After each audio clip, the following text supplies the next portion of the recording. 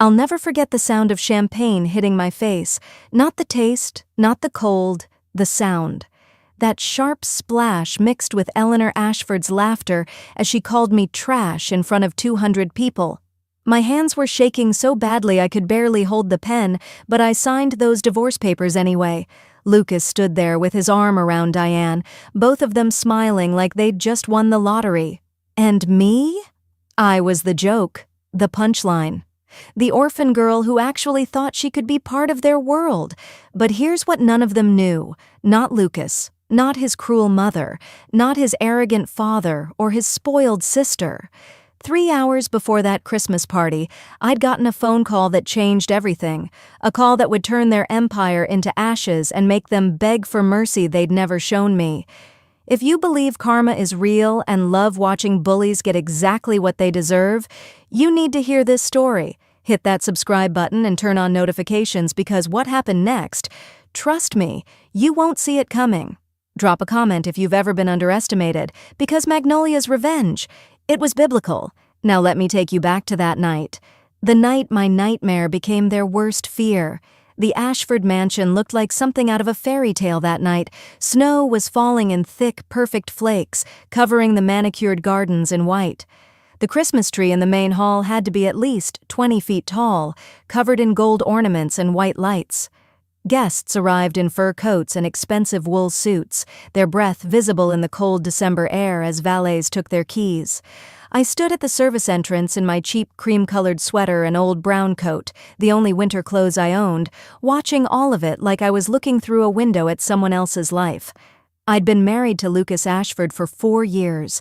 4 years of working 3 jobs while he built his business. 4 years of his mother Eleanor treating me like a servant.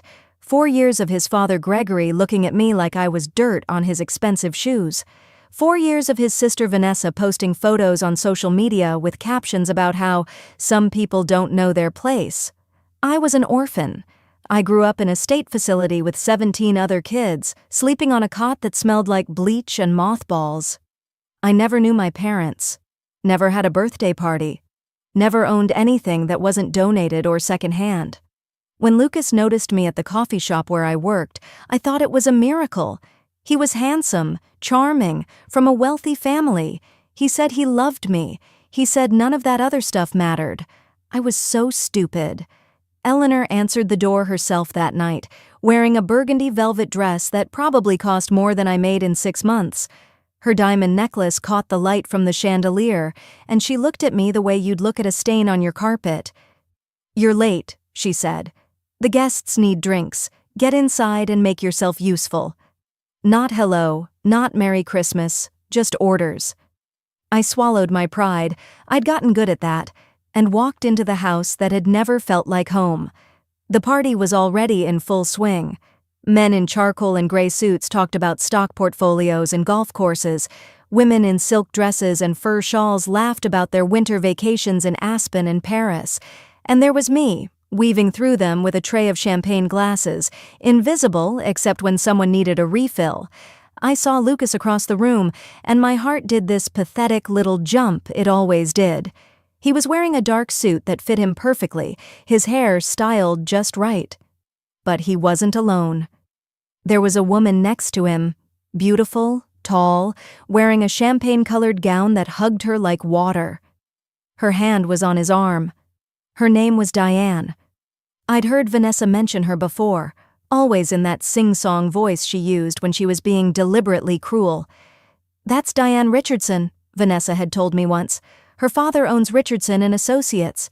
You know, the biggest law firm in the state? She's perfect for Lucas, actually went to college, has a family. Not like some people." I'd pretended not to hear. I pretended a lot. The night got worse fast. Gregory cornered me near the kitchen, his breath smelling like cigars and whiskey. "You know what you are, Magnolia. You're a charity case. We let Lucas marry you because he felt sorry for you, but charity has limits." My hands tightened around the tray. "I've worked hard. I helped build—" "You helped nothing," he cut me off. "You're a waitress, a cleaner. You think scrubbing toilets and serving coffee makes you worthy of this family? You're an embarrassment." I wanted to scream. I wanted to throw the tray at him. Instead, I said nothing. I just walked away, blinking back tears because that's what I always did. I survived.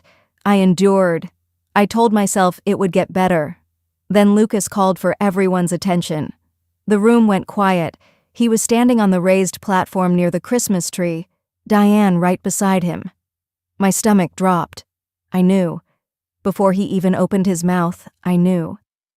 "Thank you all for coming tonight," Lucas said, his voice carrying across the room. "I have an important announcement to make." He looked directly at me. 4 years ago, I made a mistake.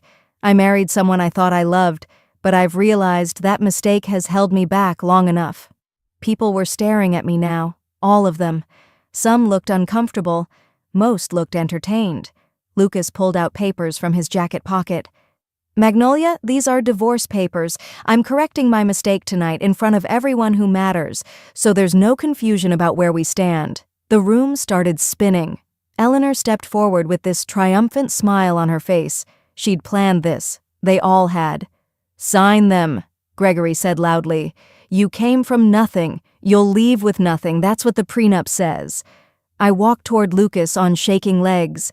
My face was burning. People were recording on their phones. Vanessa was literally live streaming this, laughing with her friends in the corner.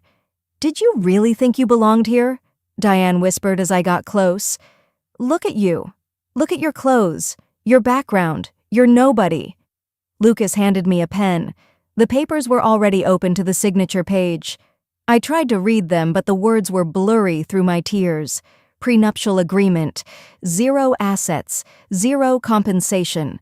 That's when Eleanor threw her champagne in my face. The liquid was cold and sticky, soaking into my sweater. The glass shattered on the marble floor. The room gasped, then went silent.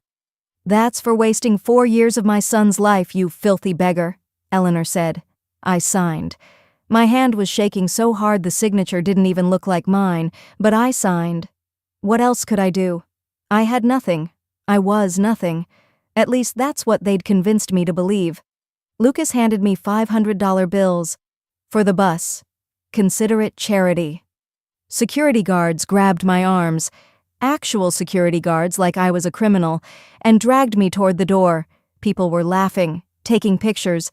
Vanessa shouted, "Buy trash! Don't come back!" They threw me out the front gates into the snow. My wedding ring slipped off my frozen finger and disappeared into the white. I didn't bother looking for it. I sat at a 24-hour diner 3 miles away, my phone at 2% battery, my sweater still damp with champagne. I had $247 in my bank account and nowhere to sleep. I was crying so hard I couldn't breathe. The waitress kept looking at me with pity, and that somehow made it worse. That's when my phone rang, restricted number. I almost didn't answer, but something made me pick up. "Miss Wellington?" A woman's voice, professional, urgent. "Wrong number," I said. "My name's Magnolia Ross." "Your birth name is Magnolia Grace Wellington," the woman said. "I'm calling from Wellington Global Industries. It's about your father." I hung up. It had to be a scam. I'd gotten those before, people trying to trick desperate people like me. The phone rang again, and again. "Please listen," the woman said when I finally answered. "My name is Patricia Chen. I'm an attorney. I'm sitting outside the diner right now with a man named Harold, our private investigator.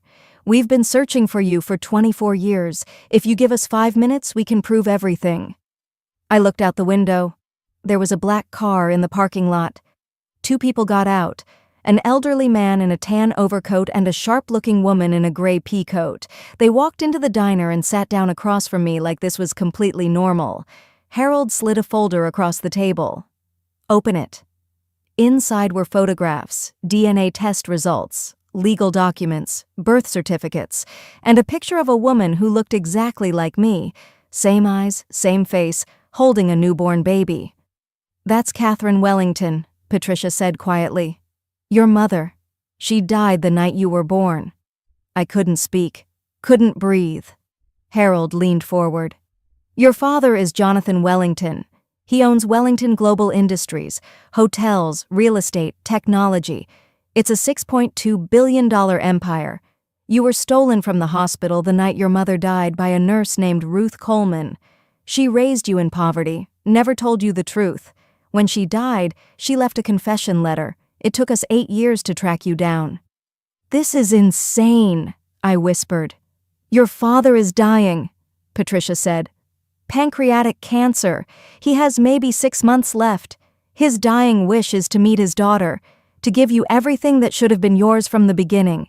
I started laughing, not because it was funny, but because it was too much, too impossible. A few hours ago, I was being thrown out of a mansion like garbage, and now these people were telling me I was a billionaire's daughter? "Prove it," I said. Patricia pulled out her phone and called someone. An hour later, I was in a private car, driving to an estate that made the Ashford mansion look like a garden shed. And there, in a wheelchair with an oxygen tank, was a man who had my eyes. Jonathan Wellington looked at me, and tears started rolling down his face. "Magnolia," he whispered. "My God, you look just like her." I broke down completely. This stranger, my father, held my hands and cried with me. He told me about my mother, how they'd met in college, how brilliant she was, how excited they'd been about having a baby, how she'd died from complications, and how he'd woken up to find his daughter gone, how he'd never stopped searching. "I failed to protect you once," he said. "I won't fail again." But then Patricia dropped another bomb. Jonathan's younger brother, Raymond, had been running the company. He thought Jonathan had no heir. Raymond was cruel, corrupt, and had been stealing from the company for years. If I revealed myself now, I could be in danger. "We need evidence against him first," Patricia said. "You need to stay hidden, learn the business, and then, when we're ready, we take back what's yours." I agreed, but I had one condition. "I want to destroy the Ashfords first," I said. Over the next 2 months, I transformed. Private tutors taught me business, finance, law. I studied my father's company inside and out. I learned how to walk differently, talk differently, be someone else. And I hired investigators to dig into Lucas and his family. What they found was devastating. Lucas's business was failing. He was $2 million in debt. He'd married Diane not for love, but because her father's law firm could help him. Gregory's company was being investigated for fraud. Eleanor had a gambling addiction and had lost $800,000. Vanessa was being blackmailed over a scandal she'd tried to hide. But the worst part? Lucas had taken the $8,000 I'd saved, money from my 3 jobs, money I'd hidden for emergencies, and gambled it all away. Then he'd forged my signature on loan documents. I was legally responsible for $45,000 in debts he'd created in my name. He'd planned this, married me, destroyed my credit, divorced me with the debt. I didn't get angry. I got focused. I created a new identity. Madeline Grant, a mysterious European investor. I had my hair styled differently, wore designer clothes, expensive glasses. I looked nothing like the girl they'd thrown out in the snow. Then I approached Gregory Ashford's company with a $10 million investment proposal. He didn't recognize me. None of them did. The board meeting was surreal. I sat across from Gregory, Eleanor, Lucas, and, here's the twist, Raymond Wellington, my uncle.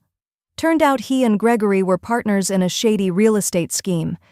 "Miss Grant," Gregory said, practically drooling, "your offer is very generous."